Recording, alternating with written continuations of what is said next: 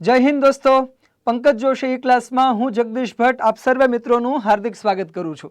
मित्रों तमे बधा हाल में ज कंडक्टरनी परीक्षा लखीने आव्या छो, तो आ कंडक्टरनी परीक्षानुं जे पेपर छे ए पेपर सोल्यूशन माटे आपणे बधा एकठा थया छीए। तो आ पेपर बी सीरीजनुं पेपर छे ए प्रमाणे आपणे मित्रों सोल्यूशन करवाना छीए। અને એક ખાસ વાત કે આમાં આપણે એક એક પ્રશ્ન વિશે બહુ વિગતે જવાના નથી, ડિટેલમાં ચર્ચાઓ કરવાના નથી, માત્ર એમનો શું જવાબ આવે છે એ જવાબની આપણે અહીંયા ચર્ચાઓ કરવાના છીએ મિત્રો। તો વધુ સમય ન બગાડતા આપણું જે પેપર છે એનું આપણે સોલ્યુશન સ્ટાર્ટ કરીએ। ચલો મિત્રો, તો સૌથી પહેલો પ્રશ્ન એવો છે કે ભાઈ જ્યારે કંડક્ટર બસમાં બેઠા હોય ને કોઈ ઇમરજન્સી આવે તો કેટલા બેલ વગાડે તો ડ્રાઈવરે બસ સીધી જ તે પોલીસ સ્ટેશને લઈ જવાની હોય છે? આ એક પ્રકારનો પ્રશ્ન છે। તો મિત્રો અહીંયા કોઈ મર્યાદા નથી હોતી કે ભાઈ બે બેલ વગાડો તો સીધી પોલીસ સ્ટેશને લઈ જવાની ડ્રાઈવરે, આવી કોઈ મર્યાદા હોતી નથી। હાલ ભાઈ પોલીસ સ્ટેશન એટલું કહી દો એટલે એને તરત જ તે પોલીસ સ્ટેશને લઈ જવાનું છે, એટલે કોઈ મર્યાદા નથી। એટલે આપણે અહીંયા કયો જવાબ પસંદ કરીએ છીએ તો કે ભાઈ ડી જવાબ જે છે એ પહેલા પ્રશ્નનો જવાબ આવશે। મિત્રો આપણે બી સિરીઝનું જે પેપર છે એ બી સિરીઝનું પેપર સોલ્યુશન આપણે કરી રહ્યા છીએ, તો એની અંદર પહેલામાં ડી જવાબ જે છે એ આવશે મિત્રો। ચલો આગળ વાત કરીએ। એના પછીનો ક્વેશ્ચન છે કે નીચેનામાંથી કોને ખાસ કિસ્સામાં શરતો સાથે બસમાં મુસાફરી કરવાની પરવાનગી છે મિત્રો? તો મિત્રો આમાંથી પાળેલો કૂતરો છે, શબ છે, જેલનો કેદી છે, આ બધાને બસની અંદર મુસાફરી કરવાનો હક છે। એટલે આમાં આપેલ તમામ આવશે। અમુક કિસ્સાઓમાં ખાસ પરવાનગી લેવી પડતી હોય, પરંતુ તમામને અમુક ખાસ કિસ્સાઓની અંદર બસમાં મુસાફરી કરવાનો હક છે। એટલે બીજા ક્વેશ્ચનનો જવાબ જે છે મિત્રો એ આપેલ તમામ એટલે કે ડી જવાબ આવે છે મિત્રો। ચલો આગળ વધીએ। એના પછીનો નેક્સ્ટ ક્વેશ્ચન કે મોટર વ્હીકલ એક્ટ 1988 જે છે એની કઈ કલમ અંતર્ગત સ્પીડ લિમિટની જોગવાઈ કરવામાં આવેલી છે? તો મિત્રો અહીંયા યાદ રાખજો કે કલમ નંબર 112 જે છે, આન્સર બી આવશે। કલમ નંબર 112 ની અંદર સ્પીડ લિમિટ વિશેની ચર્ચાઓ કરવામાં આવેલી છે મિત્રો। તો ત્રીજા ક્વેશ્ચનનો આન્સર જે છે મિત્રો એ બી જવાબ આવે છે। ચલો ત્યાંથી આપણે આગળ વધીએ મિત્રો, તો કે ભાઈ ગુજરાત મોટર વ્હીકલ રૂલ્સ 1989, આની પહેલા એક્ટની વાત હતી 1988, તો અહીંયા રૂલ્સની વાત છે। તો કે કઈ કલમ મુજબ જાહેર સેવા માટેના વાહનમાં ફર્સ્ટ એડ બોક્સ જે છે એ રાખવું જરૂરી છે? આ પ્રકારની કલમ તમને પૂછાણેલી છે। આપણે કોઈ પણ બસની અંદર બેઠા હોય ને તો આપણે ખૂણા ઉપર જોયું છે કે ભાઈ ફર્સ્ટ એડ કિટનું જે બોક્સ જે છે લગાવેલું હોય છે, તો એ નિયમ છે કે ભાઈ દરેક બસની અંદર એવું ફર્સ્ટ એડ બોક્સ હોવું જોઈએ। તો એ નિયમ કઈ કલમ મુજબ બનાવેલું છે? તો એમાં 164 નંબરનો જે રૂલ્સ છે એની અંદર આવી જોગવાઈ કરવામાં આવેલી છે મિત્રો। ચલો નેક્સ્ટ ક્વેશ્ચન, ચોથાની અંદર આપણે બી જવાબ માન્ય રાખીએ છીએ 164। એના પછી આગળ વધીએ મિત્રો, તો કે ભાઈ મોટર વ્હીકલ એક્ટ મુજબ ટ્રાન્સપોર્ટ વાહન માટે લાયસન્સ લેવા માટે વ્યક્તિએ કેટલા વર્ષ પૂર્ણ કરેલા હોવા જોઈએ? તો મિત્રો 18 વર્ષ જવાબ આવશે કે કોઈ પણ વ્યક્તિએ ટ્રાન્સપોર્ટ વાહન હાંકવું હોય તો કમસે કમ એના 18 વર્ષ થયા હોય તો જ એને લાયસન્સ મળી શકે છે। એટલે અહીંયા પાંચમા ક્વેશ્ચનની અંદર બી સિરીઝનું પેપર ચાલે છે, તો એના પાંચમા ક્વેશ્ચનની અંદર મિત્રો 18 જવાબ આવશે, બી જવાબ આવશે મિત્રો। ચલો આગળ નેક્સ્ટ ક્વેશ્ચન લઈએ કે પુખ્ત વયના તંદુરસ્ત વ્યક્તિ માટે સામાન્ય રીતે રક્ત દબાણ જે છે એ કેટલું હોવું જોઈએ? બ્લડ પ્રેશર કેટલું હોવું જોઈએ? તો 120 થી લઈને 80 ની વચ્ચે, એટલે કે એ જવાબ આવશે મિત્રો। શું જવાબ આવશે? એ આમ તો સામાન્ય રીતે તાત્કાલિક સારવારની બાબતમાં આવી બધી માહિતી ઉપયોગી થતી હોય છે અને તમે આને સાયન્સના ક્વેશ્ચન તરીકે પણ ગણી શકો છો। તો છઠ્ઠા પ્રશ્ન જે બી સિરીઝનું પેપર છે તો એની અંદર મિત્રો જે છે એ જવાબ એ આવશે 120 થી 80 ની વચ્ચે સામાન્ય વ્યક્તિનું બ્લડ પ્રેશર હોવું જોઈએ મિત્રો। ચલો આગળ વાત કરીએ। સાતમો પ્રશ્ન છે કે ભાઈ હાર્ટ એટેકના સમયમાં લોહીને પાતળું કરવા માટે કઈ દવા તાત્કાલિક આપવામાં આવે છે? તો લગભગ બધાને આનો જવાબ ખબર હશે કે ભાઈ સાતમા પ્રશ્નની અંદર એ જવાબ આવશે। એસ્પેરિન નામની જે દવા જે છે એ દવા આની અંદર આપવામાં આવતી હોય છે મિત્રો। તો બી સિરીઝના પેપરમાં સાતમા પ્રશ્નનો જવાબ જે છે એ જવાબ આવે છે મિત્રો। ચલો આગળ વધીએ। આઠમો ક્વેશ્ચન જોઈએ મિત્રો, તો કે ભાઈ સામાન્ય રીતે નીચે પૈકી કઈ હાર્ટ એટેકની નિશાની છે નહીં? આમાંથી કઈ બાબત એવી છે કે જે થાય તો એવું ન કહી શકાય કે તમને હાર્ટ એટેક આવે છે? તો આપણે બધા જાણીએ છીએ કે ભાઈ ઉપકા આવે એનો મતલબ એવો નથી થઈ ગયો કે હાર્ટ એટેક આવે છે। જો આ છાતીમાં દુખાવો છે કે એકદમ માથામાં દુખાવો શરૂ થઈ જાય અથવા તો શ્વાસ લેવામાં તકલીફ પડે, તો આવા લક્ષણો હોય તો બની શકે, દર વખતે જરૂરી નથી પણ બની શકે કે તમને હાર્ટ એટેક આવવાની તૈયારી છે, એટલે સાવધાન થઈ જવાનું. અત્યારે આપણે અહીંયા બી જવાબ ગણીએ છીએ, 8મા પ્રશ્નમાં બી જવાબ આવશે મિત્રો. ચલો નેક્સ્ટ વધી આગળ. તો કે ભાઈ કોઈ મુસાફર દાઝી જાય તો તાત્કાલિક તેને શું સારવાર આપવી જોઈએ? આ ચારમાંથી આપણે એક પસંદ કરવાનું છે. તો તાત્કાલિક શું જવાબ આપવી જોઈએ? એટલે કોલગેટ લગાડવું એવું કંઈ જરૂર નથી, ઘાની જગ્યા પર ભીની માટી પણ લગાડી શકાય છે મિત્રો. બાકી આપણે બધા ઓલું છાશમાં હાથ બોળી દેતા હોઈએ અને કાં કોલગેટ લગાવી દેતા હોઈએ, આવું બધું કરતા હોઈએ છીએ, ટૂથપેસ્ટ લગાવતા હોઈએ. તો અહીંયા આપણે એવો જવાબ યાદ રાખવાનો છે કે 9મા પ્રશ્નની અંદર એ જવાબ આવશે કે ઘાની જગ્યા પર ભીની માટી લગાડવી જોઈએ જો દાજી જઈએ તોની વાત છે મિત્રો. એટલે 9માં એ જવાબ આવશે મિત્રો. ચલો 10મો ક્વેશ્ચન લઈએ કે જો કોઈને ખેંચ આવે તો તાત્કાલિક શું કરવું જોઈએ? તો મિત્રો અહીંયા બે જવાબ બની શકવાની પૂરેપૂરી સંભાવના છે કે ભાઈ એ વ્યક્તિને મોઢામાં તમે રૂમાલનો ટુકડો જે છે એ ભરાવી દો, જેથી કરીને એની જીભ કરડી ન જાય એનું એક ધ્યાન રાખવું પડે છે. અને બીજું આ પણ એકદમ યોગ્ય કહી શકાય કે તેમની આજુબાજુએથી તેમને ઈજા કરી શકે ને એવી કોઈ પણ વસ્તુ જે છે એને હટાવી દેવી જોઈએ અને એને ગમે તે એક પડખે, સામાન્ય રીતે ડાબી બાજુ સુવડાવવાની ડૉક્ટરો વાત કરતા હોય છે કે એને ડાબી બાજુ સુવડાવી દેવા જોઈએ, એટલે શ્વાસોશ્વાસમાં તકલીફ પણ ન પડે અને આસપાસની વસ્તુ એને વાગે પણ નહીં. એટલે અહીંયા અમે જે છે એ બંને જવાબ જે છે મિત્રો માન્ય રાખીને આપણે આગળ ચાલીએ છીએ. પછી તો ફાઇનલ આન્સર કે જે આવશે એ પ્રમાણે તમારે મેળવણું કરી લેવાનું રહેશે. તો 10મા ક્વેશ્ચનની અંદર એ પણ જવાબ થઈ શકે છે અને સી પણ જવાબ થઈ શકે છે મિત્રો. ચલો આગળ વધીએ, નેક્સ્ટ ક્વેશ્ચન લઈએ કે ભાઈ કોમ્પ્યુટરને લગતા જે પ્રશ્નો જે છે શરૂ થયા છે 11માંથી કે ભાઈ માઇક્રોસોફ્ટ પેઇન્ટ જે છે એનું short form by default short form કયું હોય છે? તો કે ભાઈ ડી આની અંદર જવાબ આવશે. .bmp જે છે એ માઇક્રોસોફ્ટ પેઇન્ટનું શોર્ટ ફોર્મ હોય છે, એક્સટેન્શન હોય છે, શોર્ટ ફોર્મ નહીં મિત્રો, એક્સટેન્શન હોય છે, ડિફોલ્ટ એક્સટેન્શન. તો એ .bmp આવશે મિત્રો. ચલો આગળ વધીએ, 12મો ક્વેશ્ચન જોઈએ મિત્રો. તો કે ભાઈ માઇક્રોસોફ્ટ એક્સેલમાં રો અને કોલમના જોડાણને આપણે શું કહીએ છીએ? આ પ્રશ્ન તમને પૂછાણેલો છે. તો અહીંયા રો અને કોલમના જોડાણનો આ જે ભાગ છે મિત્રો એને આપણે સેલ કહીએ છીએ મિત્રો. શું કહીએ છીએ? સેલ કહીએ. એટલે 12મા પ્રશ્નની અંદર મિત્રો જવાબ આવશે બી જવાબ આવશે, બી ફોર બોમ્બે, એટલે કે સેલ જવાબ આવશે મિત્રો. ચલો આગળ વધીએ, નેક્સ્ટ ક્વેશ્ચન જોઈએ. 13મો પ્રશ્ન કે પાવર પોઈન્ટ પ્રેઝન્ટેશનને પૂર્ણ સ્ક્રીનમાં જોવા માટે કઈ શોર્ટકટ કીનો ઉપયોગ કરવામાં આવે છે? તો મિત્રો F5 નામની જે શોર્ટકટ કી છે એનો ઉપયોગ કરવામાં આવે છે. અત્યારે તમે જે પણ આ જોઈ રહ્યા છો એમાં પણ અમે F5 નો ઉપયોગ કરેલો છે મિત્રો. તો ડી જવાબ આવશે, ડી ફોર દિલ્હી. 13મા પ્રશ્નની અંદર ડી જવાબ આવે છે મિત્રો. ચલો આગળ વધીએ. રેમનું પૂરું નામ શું છે? તો રેમનું પૂરું નામ છે મિત્રો રેન્ડમ એક્સેસ મેમરી. એ એમનું રેમનું પૂરું નામ છે મિત્રો. તો અહીંયા આપણે કોમ્પ્યુટરને લગતા જે અગત્યના પ્રશ્નો છે એ અગત્યના પ્રશ્નોની ચર્ચા ચાલી રહી છે અને રેમનું પૂરું નામ જે છે એની ચર્ચા આપણે કરવી. તો ભાઈ 14મા પ્રશ્નનો જવાબ જે છે એ રેન્ડમ એક્સેસ મેમરી આવો જવાબ આવે છે મિત્રો.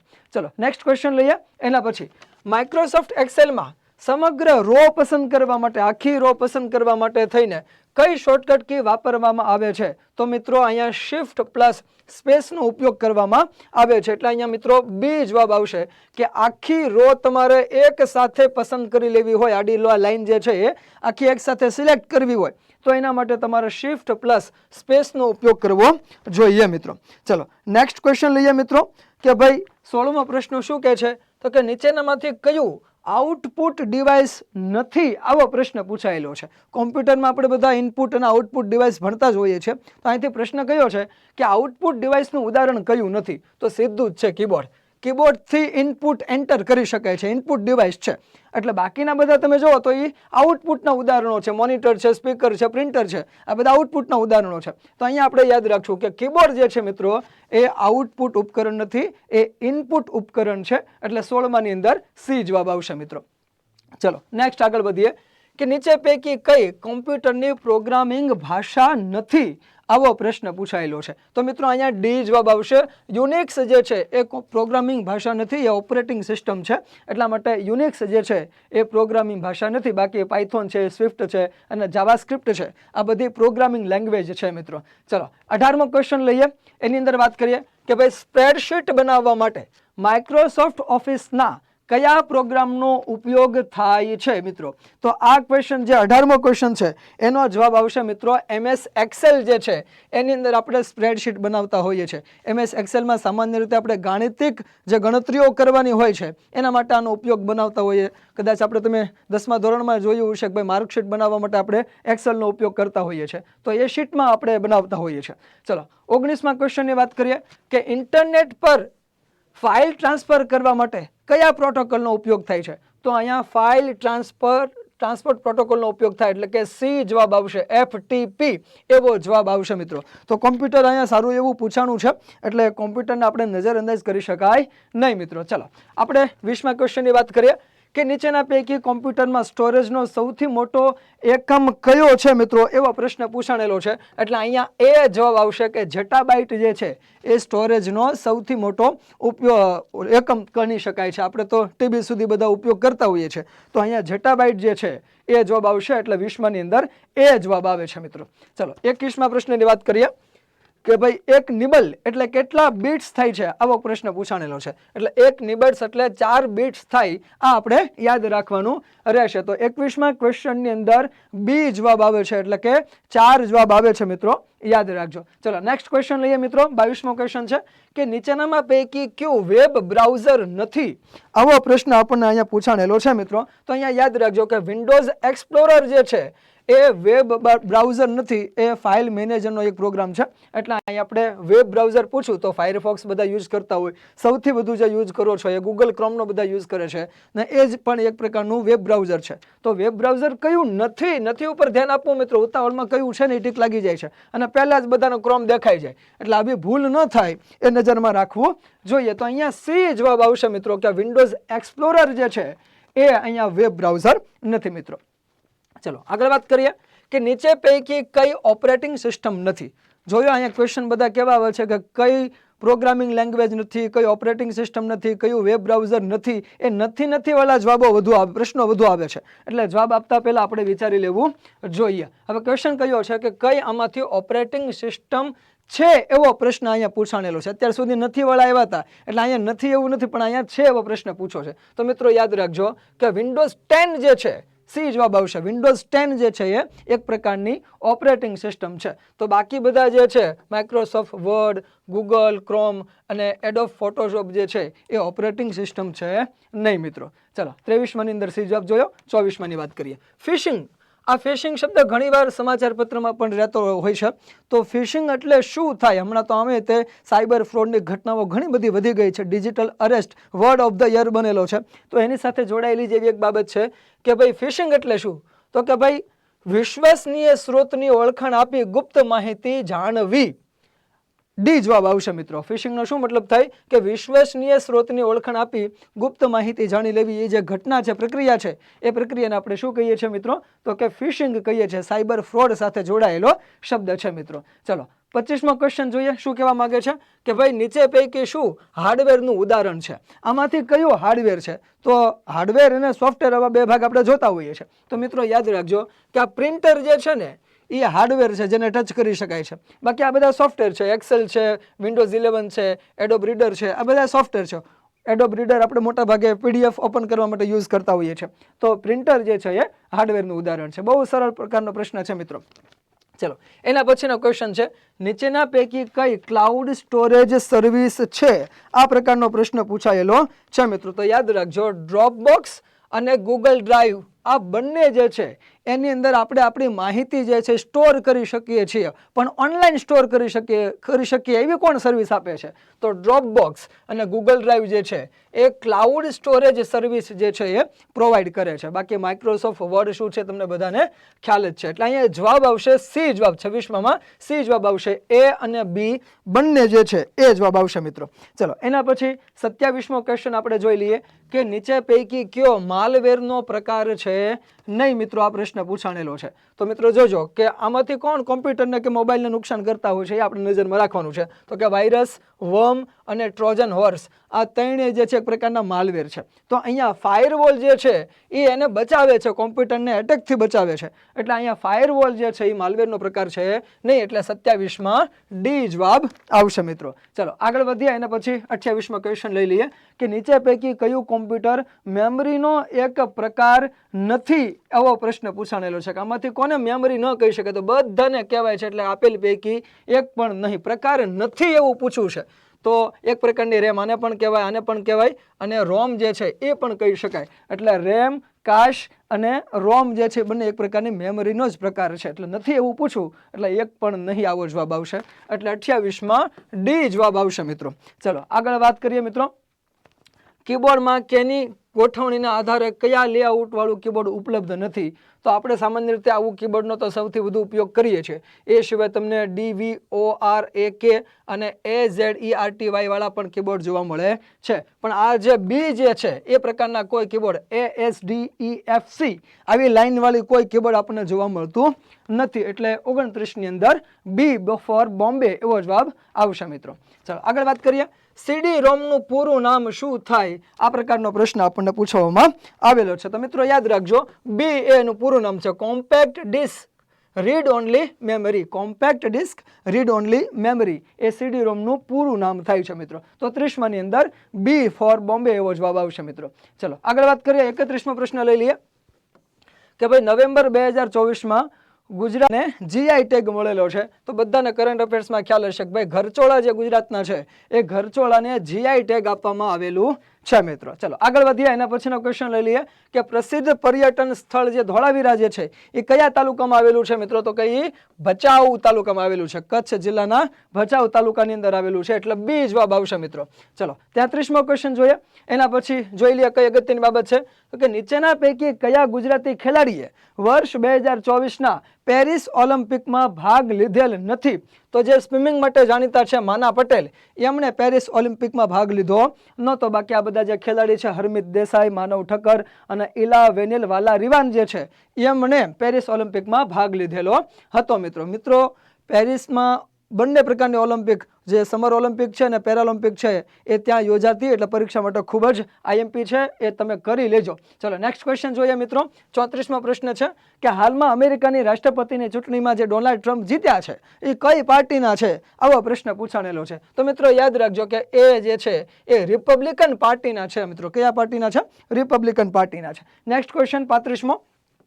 એક દેશ એક ચૂંટણી વિચાર અંતર્ગત બનેલ હાઈ લેવલ સમિતિના અધ્યક્ષ નીચેનામાંથી કોણ હતા? તો પૂર્વ રાષ્ટ્રપતિ શ્રી રામનાથ કોવિંદ જે છે એ રામનાથ કોવિંદ આ સમિતિના અધ્યક્ષ હતા. એટલે કે એ જવાબ આવશે. 35માની અંદર બી સિરીઝનું પેપર ચાલે છે તો એની અંદર એ જવાબ આવશે મિત્રો. યાદ રાખજો. ચલો નેક્સ્ટ વાત કરીએ મિત્રો આપણે કે નીચેના પૈકી જિલ્લા અને તેમાં સ્થિત તાલુકાની કઈ જોડ યોગ્ય નથી? એટલે એક બાજુ જિલ્લો આપ્યો છે, બીજી બાજુ તાલુકા આપેલો છે. એ તાલુકો એ જિલ્લાની અંદર હોવો જોઈએ, એને આપણે સાચું પાડવાનું, બાકી ખોટું પાડવાનું. તો ભાઈ તાપીની અંદર નિઝર તાલુકો આવેલો છે, રાજકોટની અંદર ગોંડલ તાલુકો આવેલો છે, સાબરકાંઠામાં તલોદ તાલુકો પણ આવેલો છે, પણ જામનગરમાં દિયોદર નથી. દિયોદર જે છે બીકે એટલે કે બનાસકાંઠામાં આવેલું છે. એટલે આ જે છે એ ખોટો ઓપ્શન છે. એટલે અહીંયા આપણે જવાબ જે છે એ ડી આવશે કે જામનગરની અંદર દિયોદર આવેલ નથી. એટલે યોગ્ય રીતે જોડાયેલું નથી મિત્રો. ચલો આગળ વાત કરીએ. 37મો ક્વેશ્ચન લઈએ કે ગુજરાતનો નીચે પૈકી કયો જિલ્લો સમુદ્રને સ્પર્શતો નથી મિત્રો? તો તાપી જે છે મિત્રો એ અંદરની સાઈડ છે. બાકી અમરેલી, વલસાડ, નવસારી આ બધાની બાઉન્ડ્રી સમુદ્રને ટચ થાય છે. તાપીની ટચ નથી થતી, એ અંદરની સાઈડ છે. ચલો આગળ વાત કરીએ મિત્રો. 38મો ક્વેશ્ચન લઈએ કે ગુજરાતનો કયો જિલ્લો કેન્દ્રના મહત્વાકાંક્ષી જિલ્લા આકાંક્ષી જિલ્લા કાર્યક્રમ એસ્પિરેશનલ ડિસ્ટ્રિક્ટ પ્રોગ્રામની અંદર સમાવિષ્ટ છે? તો મિત્રો નર્મદા જિલ્લો જે છે એ એસ્પિરેશનલ ડિસ્ટ્રિક્ટ પ્રોગ્રામ અંતર્ગત, એટલે કે એવા પછાતતા જિલ્લાઓ કે જેના વિકાસની તાતી જરૂરિયાત છે એવા જિલ્લાઓની યાદીમાં નર્મદાનું નામ અહીંયા આવે છે. તો નર્મદા જિલ્લો એની અંદર આવશે. બી જવાબ આવશે મિત્રો. ચલો 39ની અંદર વાત કરીએ કે ગુજરાતનું નીચે પૈકી કયું સ્થળ જે છે એ યુનેસ્કો વર્લ્ડ હેરિટેજ સ્થળની અંદર સમાવેશ કરવામાં એનો આવેલો છે? તો ત્રણેય આવશે મિત્રો. ચાંપાનેર, પાટણની રાણીની વાવ અને ધોળાવીરા જે છે આ બધું તમે કલા, સંસ્કૃતિ અને ગુજરાતના ઇતિહાસની અંદર ભણતા જ હોવ છો. એટલે આપેલ તમામ એવો જવાબ આવશે મિત્રો. ડી જવાબ આવશે મિત્રો. ચલો આગળ વાત કરીએ, ગાંધીજી દ્વારા કઈ સાલમાં ગુજરાત વિદ્યાપીઠની સ્થાપના કરવામાં આવી હતી અને એ પોતે એના સચિવ પણ બનેલા, કુલ સચિવ બનેલા. તો એ 1920ની અંદર એની સ્થાપના કરવામાં આવી હતી. અસહયોગ આંદોલન દરમિયાન એની સ્થાપના થયેલી છે, એટલે બી જવાબ આવશે મિત્રો. ચલો નેક્સ્ટ ક્વેશ્ચન લઈએ. એના પછી 41મો છે કે સ્વતંત્ર ભારતના પ્રથમ મહિલા મુખ્યમંત્રી કોણ હતા? તો મિત્રો યાદ રાખજો, શ્રીમતી સુચેતા કૃપલાણી જે છે એ આમાંથી આપેલા જેટલા પણ મહિલાઓ છે એમાંથી સૌ પ્રથમ મુખ્યમંત્રી બનનાર મહિલા હતા. એટલે યાદ રાખજો કે ભાઈ સ્વતંત્ર ભારતના પૂછ્યા છે એટલે શ્રીમતી સુચેતા કૃપલાણી આવશે. તેઓ ઉત્તર પ્રદેશના મુખ્યમંત્રી રહી ચૂકેલા છે મિત્રો. ચલો આગળ વાત કરીએ મિત્રો. એના પછી 42મો ક્વેશ્ચન છે કે નીચે પૈકી કઈ સંસ્થા બંધારણીય સંસ્થા નથી? એટલે કે આમાંથી કઈ સંસ્થાનો ઉલ્લેખ બંધારણના કોઈ અનુચ્છેદમાં નથી આપેલો? તો એ નીતિ આયોગ આવશે મિત્રો. બાકી બધી જ એવી સંસ્થાઓ છે કે જે બંધારણના કોઈના કોઈ અનુચ્છેદના માધ્યમથી સ્થપાયેલી છે એટલે એ બંધારણીય છે. તો નીતિ આયોગ બંધારણીય સંસ્થા નથી મિત્રો, એટલે બી જવાબ આવશે મિત્રો અહીંયા. ચલો આગળ વાત કરીએ મિત્રો. એના પછીનો ક્વેશ્ચન કે ભાઈ નીચે પૈકી કઈ નવલકથા કનૈયાલાલ મુનશીએ લખેલ છે? તો ભાઈ પૃથ્વી વલ્લભ જે છે એ કનૈયાલાલ મુનશીએ લખેલ છે. બાકી ઝેર તો પીધા જાણી જાણી એ મનુભાઈ પંચોળીએ લખેલું છે. સરસ્વતી ચંદ્ર એ ગોવર્ધનરામ ત્રિપાઠીએ લખેલું છે અને માનવીની ભવાઈ એ પન્નાલાલ પટેલે લખેલી છે. ચલો આગળ વાત કરીએ મિત્રો. 44મો ક્વેશ્ચન છે કે સૌથી તાજેતરમાં નીચેના પૈકી કયા ગુજરાતી સર્જકને જ્ઞાનપીઠ પુરસ્કાર મળેલ છે? તો સૌથી છેલ્લે શ્રી રઘુવીર ચૌધરીજીને મળેલ છે, એટલે ડી જવાબ આવશે મિત્રો. ચલો 45મો ક્વેશ્ચન લઈ લઈએ. એના પછી ગાંધીજી દ્વારા ભારતમાં પ્રથમવાર આ મરણાંત ઉપવાસ ક્યારે અને ક્યાં કરવામાં આવેલો છે? તો મિત્રો તમને યાદ હશે અમદાવાદ મિલ મજૂર આંદોલન, એ સમયે સૌપ્રથમવાર ગાંધીજીએ અનશન નામના હથિયારનો પ્રયોગ કર્યો હતો. તો 1918ની અંદર અમદાવાદમાં ગાંધીજીએ એનો પ્રયોગ કરેલો છે, એટલે અહીંયા બી જવાબ આવશે. 45ની અંદર બી જવાબ છે મિત્રો. ચલો આગળ વાત કરીએ. 46મો પ્રશ્ન શાસ્ત્રીય નૃત્યનો પ્રશ્ન પૂછાયેલો છે. કલા અને સંસ્કૃતિનો ટોપિક છે કે ભાઈ કથકલી નૃત્ય જે છે મુખ્યત્વે કયા રાજ્ય સાથે સંકળાયેલ છે? તો એ કેરળ સાથે સંકળાયેલ છે મિત્રો. કોની સાથે? કેરળ સાથે સંકળાયેલ છે, એટલે એ જવાબ આવશે 46માં. ચલો આગળ વાત કરીએ. 47મો ક્વેશ્ચન લઈ લઈએ કે ભાઈ કઈ ગુજરાતી અભિનેત્રીને 70મા રાષ્ટ્રીય ફિલ્મ એવોર્ડમાં શ્રેષ્ઠ અભિનેત્રીનો એવોર્ડ આપવામાં આવેલો છે? આ પ્રકારનો પ્રશ્ન જે છે એ પૂછાયેલો છે મિત્રો. તો અહીંયા તમે યાદ રાખજો કે ભાઈ માનસી પારેખ જે છે એ માનસી પારેખને શ્રેષ્ઠ અભિનેત્રીનો એવોર્ડ આપવામાં આવેલો છે મિત્રો. એટલે ગુજરાતી અભિનેત્રી પૂછ્યું છે એટલે માનસી પારેખને આપણે યાદ રાખવાના છે. 47ની અંદર બી ફોર બોમ્બે જવાબ આવશે મિત્રો. ચલો 48મો ક્વેશ્ચન જોઈ લઈએ કે ભાઈ ગુજરાતી સાહિત્ય પરિષદનું મુખપત્ર કયા નામે પ્રસિદ્ધ થાય છે? એ આપણને અહીંયા યાદ હોવું જોઈએ મિત્રો. તો એ પરબ આવશે. કયું છે મિત્રો?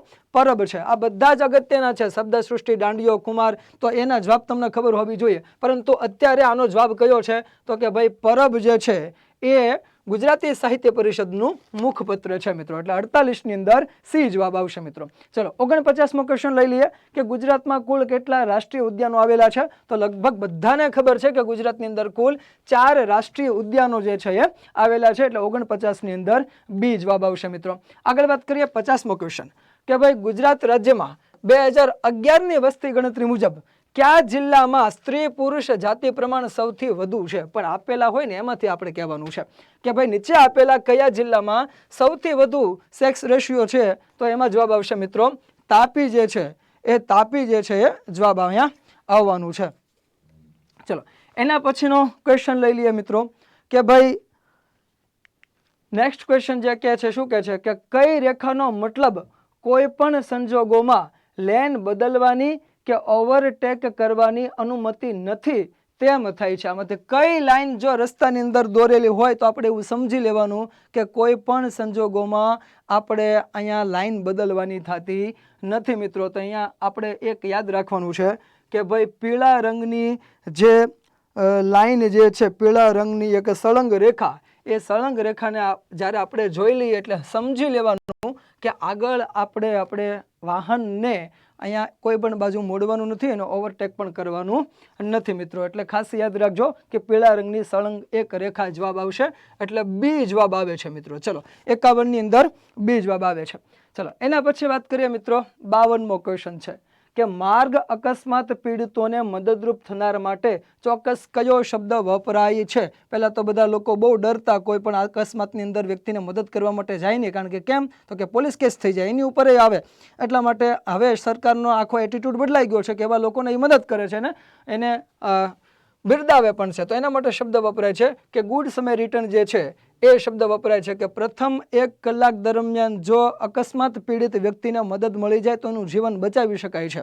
એટલે પોલીસ કેસથી ગભરાવાનું નહીં અને તરત જ તે મદદ કરવાની. તો એવા વ્યક્તિને ગુડ સમરીટન કહેવાય છે. સરકાર પણ એવા વ્યક્તિને પ્રોત્સાહિત કરતી હોય છે મિત્રો. ચલો, તો 52 ની અંદર એ જવાબ આવશે મિત્રો. ચલો આગળ વધીએ.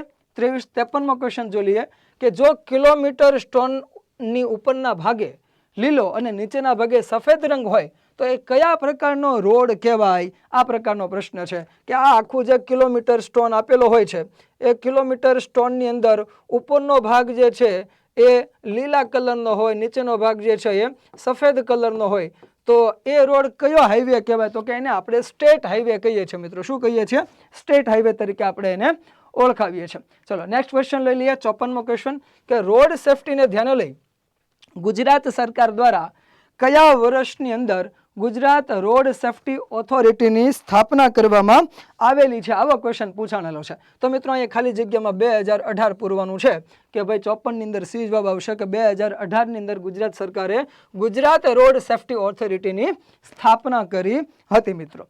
ચલો આગળ વાત કરીએ. 55મો ક્વેશ્ચન લઈ લઈએ કે નેશનલ રોડ સેફટી પ્રોટોકોલ મુજબ સામાન્ય રીતે નેશનલ હાઈવે પર બ્લોક સ્પોટ એ અંદાજિત કેટલા અંદાજિત ખાલી જગ્યા લાંબો વિસ્તાર હોય છે? તો મિત્રો યાદ રાખજો એ 500 મીટરનો જ અંદાજિત વિસ્તાર હોય છે. અહીંયા મિત્રો એ શબ્દ સમજવાનું છે કે બ્લેક સ્પોટ એટલે કે શું?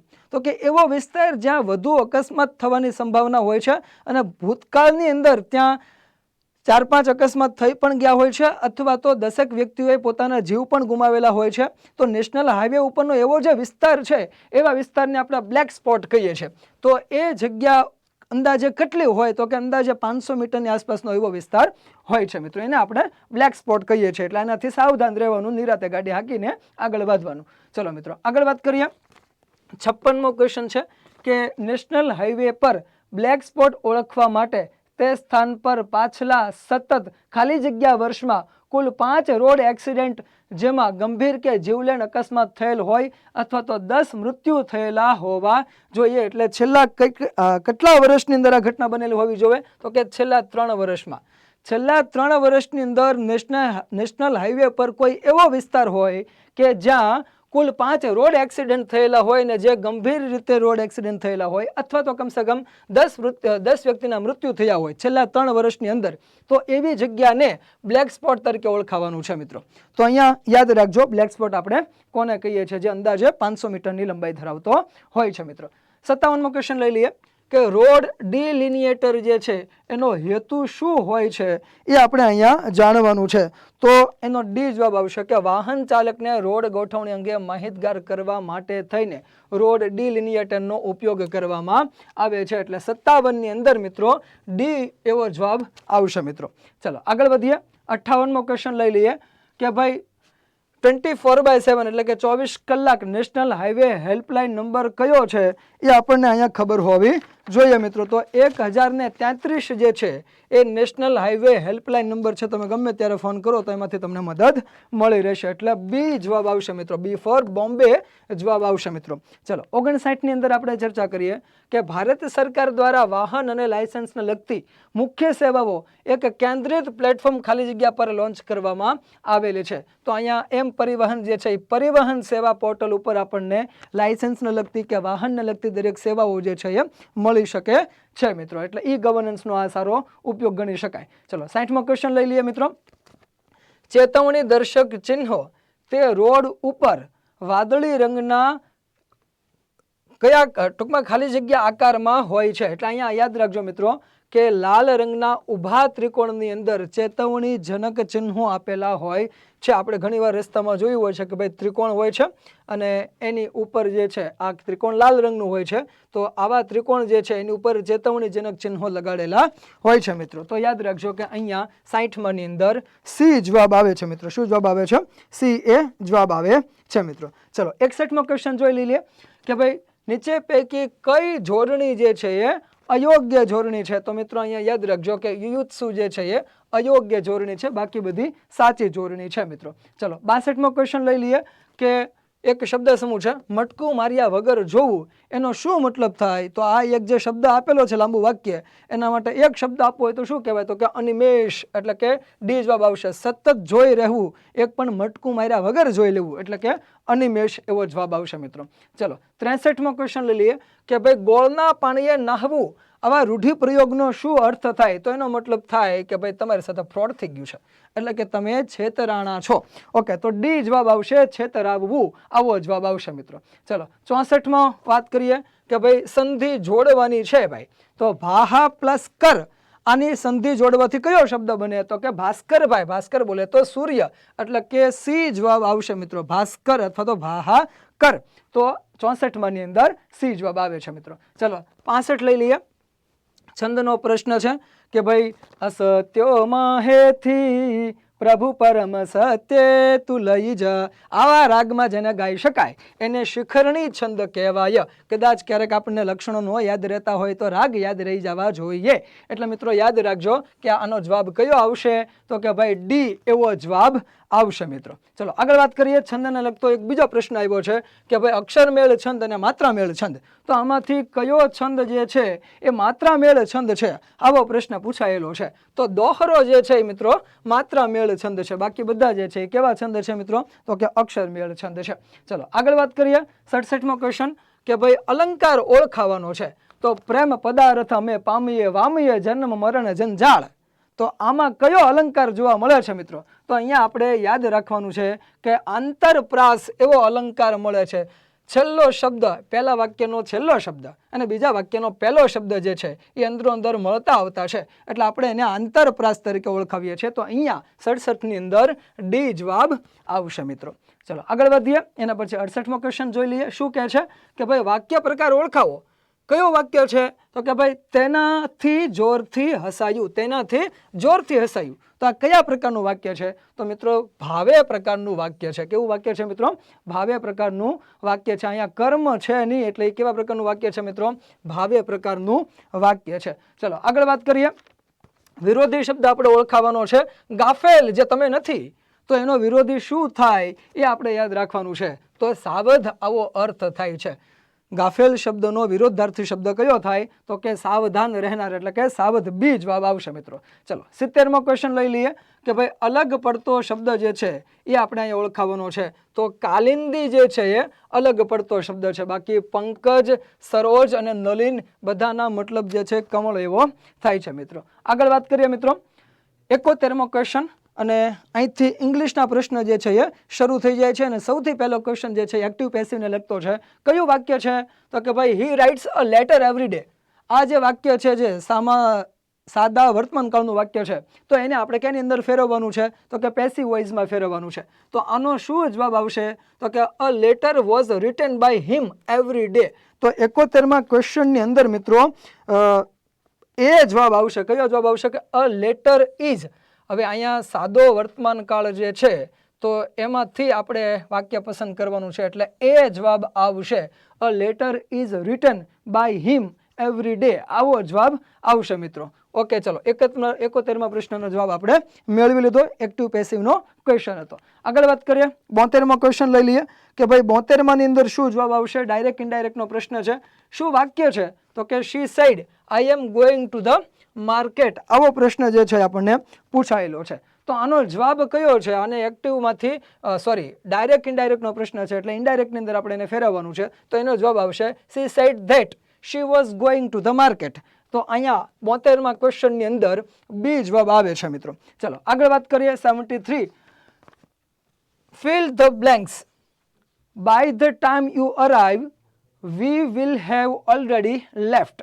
તો આ જે જવાબ જે છે સી જે છે એ જવાબ આની અંદર આવશે. શું કહે છે કે ભાઈ by the time you arrive, જ્યાં સુધીમાં હું આવ્યો ત્યાં સુધીમાં અમે ઓલરેડી જતા રહ્યા હતા. તો we will have already left, અમે જતા રહ્યા હશું, આવો જવાબ થાય છે મિત્રો. ચલો તો 73ની અંદર સી જવાબ આવે છે. વિલ હેવ એ ખાલી જગ્યાની અંદર અહીંયા આપણે મૂકવાનું છે મિત્રો. આગળ વાત કરીએ. એના પછીનો ક્વેશ્ચન લઈ લઈએ કે ફરી પાછી એક ખાલી જગ્યા પૂરવાની છે શું જવાબ છે તો કે ભાઈ if I had no about the party I ખાલી જગ્યા ગોન. તો 74મો જે પ્રશ્ન છે એ 74મા પ્રશ્નની અંદર કયો જવાબ આવશે, આ પ્રકારનો પ્રશ્ન આપણને પૂછાણેલો છે. If I had no about the party, જો મને પાર્ટી વિશે ખબર હોત તો આઈ વુડ હેવ ગોન, હું જતો રહ્યો હોત. એટલે અહીંયા એ જવાબ આવશે મિત્રો. શું જવાબ આવશે? એ એવો જવાબ આવશે 74ની અંદર, એ જવાબ આવશે મિત્રો. ચલો 75મા ક્વેશ્ચન જોઈ લઈએ મિત્રો કે ભાઈ by the time he arrives we ખાલી જગ્યા ફોર એન અવર. તો ખાલી જગ્યાની અંદર શું જવાબ આવશે, આ આપણે અહીંયા લખવાનું છે મિત્રો. તો અહીંયા 75માની અંદર આપણો જવાબ છે હેવ વેઇટેડ. કયો જવાબ આવશે? Have waited. By the time he arrives we have waited for an arrive. આ જવાબ આવશે મિત્રો. એટલે બી જવાબ 75 ની અંદર બી જવાબ આવશે મિત્રો. ચલો નેક્સ્ટ ક્વેશ્ચન લઈ લઈએ. 76મો ક્વેશ્ચન કે ભાઈ choose the correct form of the sentence. I have ખાલી જગ્યા ફ્રેન્ડ્સ ઇન માય ક્લાસ. યોગ્ય અહીંયા આપણે શબ્દ પ્રયોગ કરવાનો છે. તો કે આઈ હેવ મેની કે પછી અલોટ કે મચ કે ફ્યુ, આમાંથી આપણે પસંદ કરવાનું છે. તો અહીંયા એ જવાબ આવશે મિત્રો કે I have many friends in my class. એટલે એ જવાબ આવે છે મિત્રો. ચલો 76માં એ જવાબ થયો. 77માની અંદર વાત કરીએ કે ભાઈ એક શબ્દ આપેલો છે જેનરસ, એટલે કે ઉદાર વ્યક્તિ. તો આ જેનરસ શબ્દનો વિરોધાર્થી કયો થાય? ઉદારનો વ્યક્તિ થાય સ્વાર્થી. ઉદારનો વિરોધાર્થી થાય સ્વાર્થી. એટલે કે આપણે અહીંયા કયો શબ્દ ગોતવાનો છે? એન્ટોનિયમ ગોતવાનો છે. તો એન્ટોનિયમ અહીંયા કયો આવશે તો કે સેલ્ફિશ એવો એન્ટોનિયમ આવશે. એટલે 77ની અંદર કયો જવાબ આવશે મિત્રો? બી જવાબ આવશે. બી ફોર બોમ્બે, સેલ્ફિશ એવો જવાબ આવે છે. ચલો આગળ વધીએ.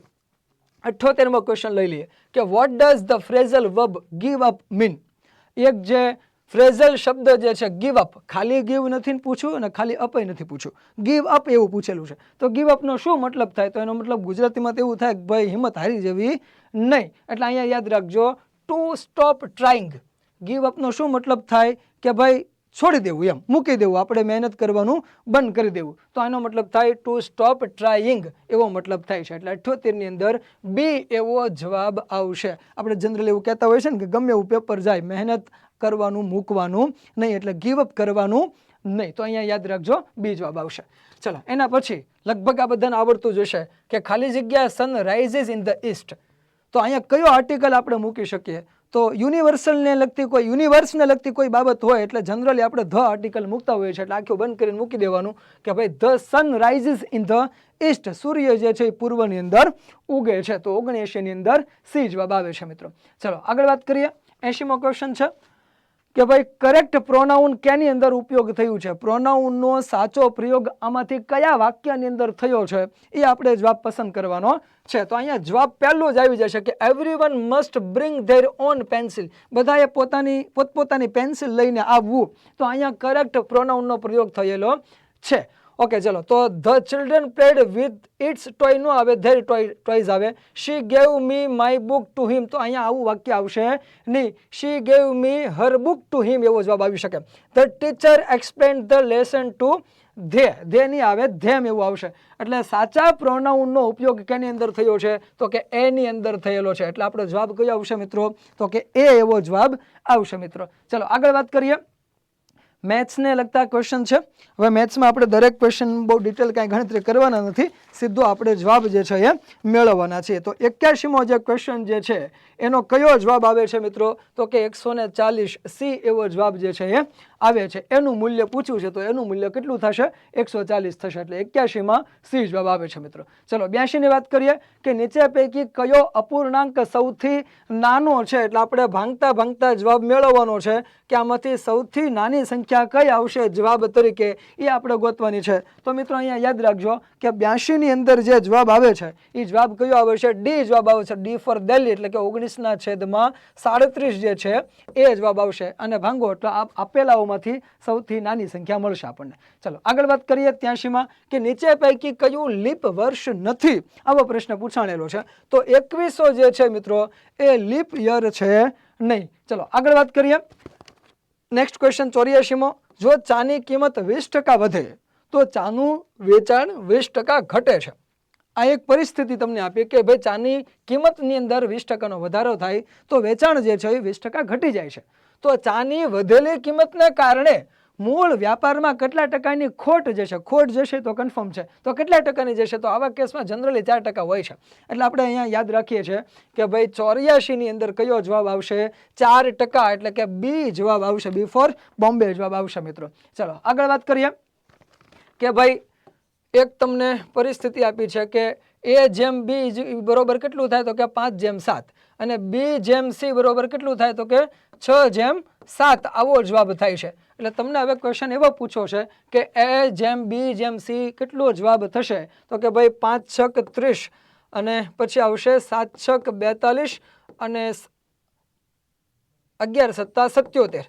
તો અહીંયા જવાબ તમારો જે છે એ જવાબ આવશે. એટલે આવી રીતનું તમે ગણી શકો. ઓકે ચલો, તો એ જવાબ આવે છે 85 ની અંદર. A જેમ B જેમ C બરોબર કેટલું, તો કે 30 જેમ 42 જેમ 77 આવો જવાબ આવે છે મિત્રો. આગળ વાત કરીએ, 86મો ક્વેશ્ચન છે, લોહીના સંબંધોને લગતો ક્વેશ્ચન છે, રીઝનિંગનો પ્રશ્ન છે. વત્સલ તે પ્રતીકનો પરિચય પોતાના પિતાની પત્નીના એકમાત્ર ભાઈની પત્નીના પુત્ર વધુના પતિ તરીકે કરાવે છે. તો વત્સલ તે પ્રતીક સાથે કેવી રીતે સંબંધ ધરાવે છે, તો મિત્રો અહીંયા જવાબ રાખજો, પિતરાય ભાઈ આવો સંબંધ ધરાવે છે. કે ભાઈ વત્સલને ને પ્રતીકને શું સંબંધ થાય છે, આ પ્રશ્ન તમને પૂછાયેલો છે. તો એ એનો પિતરાય ભાઈ તરીકે એનો સંબંધ ધરાવે છે. એટલે 86 ની અંદર કયો જવાબ આવશે મિત્રો, એ જવાબ આવશે મિત્રો. ચલો આગળ વાત કરીએ. એના પછીનો 87મો ક્વેશ્ચન છે. તો 87ના ક્વેશ્ચનની અંદર ઉંમરને લગતો પ્રશ્ન છે, સરેરાશને લગતો પણ પ્રશ્ન કહી શકાય કે કયો જવાબ આવશે, તો કે ભાઈ 51 જવાબ આવશે. 51 વર્ષ. આપણે અત્યારે ગણતરી કરવા રહેતા નથી, માત્ર ને માત્ર તમને જવાબ જે છે એ કહી દઈએ છીએ કે ભાઈ 87 ની અંદર સી એટલે કે 51 વર્ષ આવો જવાબ આવશે મિત્રો. 35 વિદ્યાર્થીઓના જૂથની સરેરાશ ઉંમર 15 વર્ષ છે. જ્યારે તેમના શિક્ષકની ઉંમર સાથે જોડવામાં આવે તો સરેરાશ ઉંમર 1 વર્ષ વધી જાય છે. તો શિક્ષકની ઉંમર શોધવાની છે, તો કેટલી આવશે મિત્રો, 51 આવશે મિત્રો. ચલો 88મો ક્વેશ્ચન કે ખૂટતું પદ શોધવાનું છે. એક શ્રેણી આપેલું છે, તો આગળનું પદ આપણે જે છે એ શોધવાનું છે. તો કયો જવાબ આવશે કે 2, 5, 9, 19, 37 પછી સિરીઝમાં કયું બંધ બેસશે, તો કે ભાઈ જવાબ આવશે 75 જવાબ આવશે. કયો જવાબ આવશે, PJCIની ટીમ જે છે એ 75 જવાબ આની અંદર ટીક મરાવે છે. ચલો 88મી ની અંદર બી જવાબ આવે છે.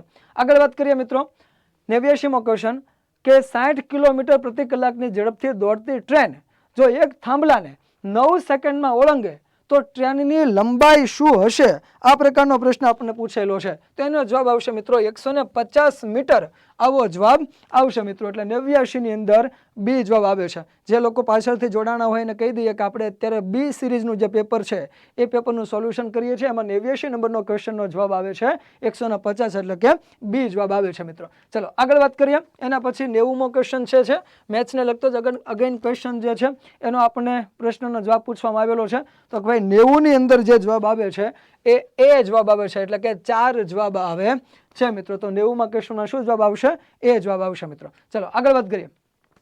91માં ક્વેશ્ચન છે. ફરી પાછું ST ને લગતું જે ફિલ્ડ જે છે, બસ સર્વિસને લગતું જે ફિલ્ડ છે એના ક્વેશ્ચન પાછા શરૂ થયા છે. શું ક્વેશ્ચન આવ્યો છે કે ભાઈ ST નિગમ સંચાલિત તમામ સર્વિસોના ભાડામાં 1 ઓગસ્ટ 2023 થી કેટલા ટકાનો વધારો કરવામાં આવ્યો છે મિત્રો, તો ભાઈ 25% વધારો કરવામાં આવેલો છે. એટલે અહીંયા જવાબ યાદ રાખજો, 91 ની અંદર બી જવાબ આવે છે મિત્રો. ચલો નેક્સ્ટ વધીએ આગળ. નેક્સ્ટ ક્વેશ્ચન છે કે ભાઈ તારીખ 31/7/2023 પરિપત્ર મુજબ એક્સપ્રેસ ગુર્જર નગરી જેવી બસ સેવાના ભાડા નિયત કરવા માટે મુસાફરીના અંતરને કુલ કેટલા સ્ટેજમાં વહેંચવામાં આવ્યા છે મિત્રો, તો એ 150 સ્ટેજની અંદર એમને વહેંચવામાં આવેલા છે. તો 92માં ક્વેશ્ચનનો જવાબ જે છે મિત્રો એ સી જવાબ આવશે. ચલો આગળ વાત કરીએ કે એક સ્ટેજથી તે પછીના સ્ટેજમાં જતા કુલ કેટલા કિલોમીટર વધે છે, આવો પ્રશ્ન છે. તો એક સ્ટેજથી બીજા સ્ટેજમાં જતા કુલ 6 કિલોમીટરનો વધારો થાય છે. આ પહેલાથી ચાર્ટ પ્રિપેર કરેલો છે, એ પ્રમાણે આપણે જવાબ આપવાનો છે. સરકારે ચાર્ટ બનાવેલો છે, તો એની અંદર અહીંયા સી જવાબ આવશે 93 ની અંદર. ચલો આગળ વાત કરીએ 94માં. આ બધી જ માહિતી આગળના પ્રશ્નોમાં તમને ઉપયોગી પણ થઈ છે કે ભાઈ કેટલા વર્ષ સુધીના બાળકની ટિકિટ નિઃશુલ્ક હોય છે, એની પાસેથી કોઈ ટિકિટ લેવાની ન હોય. તો એ 5 વર્ષના બાળકો જે છે, 5 અથવા તો 5થી નીચલે એ જે બાળકો છે એમની પાસેથી કોઈ ટિકિટ લેવામાં આવતી નથી. તો તમને એ ખબર હોવી જોઈએ અડધી ટિકિટ કોની લેવામાં આવે, તો કે 5 થી 12 વર્ષના જે બાળકો હોય એમની અડધી ટિકિટ લેવામાં આવે છે. આ માહિતીનો ઉપયોગ આગળ 99મા ક્વેશ્ચનની અંદર થવાનો છે. 95મો ક્વેશ્ચન છે કે ભાઈ 1/10/2018 ના રોજ વોલ્વો સ્લીપરમાં 150 કિમી મુસાફરીનો દર 300 રૂપિયા હોય તો 1/10/2024 તે કેટલો હશે? હવે આપણે બધાને ખબર છે, હમણાં ઓલું જોઈ ગયા કે ભાઈ 25% કિંમતનો વધારો કરવામાં આવ્યો છે, તો 300% કેટલા થાય તો કે 75. તો 375 કેટલા તો કે 375. તો અહીંયા જવાબ તમને મળી ગયો કે ભાઈ બી જવાબ આવશે. એની અંદર 95 ની અંદર કયો જવાબ આવશે? બી જવાબ આવશે 375. ચલો આગળ વધીએ. 96મો ક્વેશ્ચન જોઈએ કે ઇલેક્ટ્રિક બસમાં તારીખ 31/7/2023 પરિપત્ર મુજબ નિગમ દ્વારા મહત્તમ કેટલા કિમી સુધીના દર નક્કી થયેલ છે? તો મિત્રો યાદ રાખજો, 600 કિલોમીટર સુધીના ભાવ જે છે એ નક્કી થયેલા છે. એનાથી વધુ કદાચ બસની જ ક્ષમતા નહીં હોય. ચલો આગળ વાત કરીએ. 97મો ક્વેશ્ચન કે ભાઈ મુસાફરી દીઠ કુલ કેટલા કિલોગ્રામ વજન નિઃશુલ્ક છે? તો અહીંયા યાદ રાખજો કે એક મુસાફર પોતાની સાથે મેક્સિમમ 25 કિલોનો સામાન લઈ જઈ શકે છે, એનાથી વધુ નહીં. એટલે મુસાફર દીઠ ગણવાનું છે મિત્રો. તો અહીંયા 97 ની અંદર ડી જવાબ આવશે, ડી ફોર દિલ્હી. ચલો આગળ વધીએ મિત્રો. 98મો ક્વેશ્ચન છે કે ભાઈ જીએસઆરટીસી ની બસ અને બુકિંગ સુવિધાઓ માટે કયો ટોલ ફ્રી નંબર છે? તો પહેલો જવાબ જે છે એ ઓપ્શન આવશે કે 1800-233-666-666 એ એમનો ટોલ ફ્રી નંબર છે. બસ માટે અને બુકિંગ સેવાઓ માટે એ ટોલ ફ્રી નંબર છે મિત્રો. ચલો આગળ વાત કરીએ. થોડોક ગણતરી કરાવે એવો પ્રશ્ન છે બહુ સરળ કે ભાઈ અહીંયા આપણે ટિકિટના ભાવ જે છે એ ગણવાના છે કે શું ભાવ થશે. કયો પ્રશ્ન છે? તો કે ભાઈ 2-3 વર્ષના બાળકો.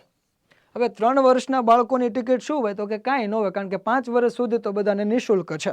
એટલે આમની કોઈ ટિકિટ થવાની નથી. આપણે ટિકિટનો ભાવ ગણવાનો છે એટલે આપણે એને નજરમાં લઈએ છીએ. બીજું, એક 8 વર્ષનો બાળક, એટલે અહીંયા કેટલી ટિકિટ થઈ? તો કે ભાઈ અડધી ટિકિટ થઈ. કેટલી થઈ?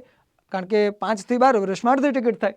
એના પછી એક 10 વર્ષનો બાળક છે તો ભાઈ પાછી અડધી ટિકિટ આની અંદર એડ થઈ. એના પછી કહ્યું તો કે એક 14 વર્ષનો બાળક છે. હવે 14 વર્ષના બાળકની પૂરેપૂરી ટિકિટ હોય, કારણ કે 12 વર્ષ સુધી તે અડધી હોય, પછી તો પૂરી ટિકિટ ગણાઈ જાય છે. અહીંયા કાંઈ પુખ્ત વયનું ગોતવાનું નથી, 18 વર્ષની રાહે ન રહેવાનું. ઓકે ચલો, તો 14 વર્ષનો બાળક આવશે. અને પછી શું કીધું કે 3 પુખ્ત વયના માણસો જે છે એમની ટિકિટ, અને 3 ટિકિટ આવડિયા થઈ ગઈ. એટલે કોની કોની ટિકિટ ગણવાની છે આપણને પહેલા ખબર પડવી જોઈએ. હવે કયો પ્રશ્ન છે કે ભાઈ આ બધી જ ટિકિટના સ્ટેજ દીઠ 9 રૂપિયા છે, તો એ 15 સ્ટેજ આવશે. કેટલા આવશે?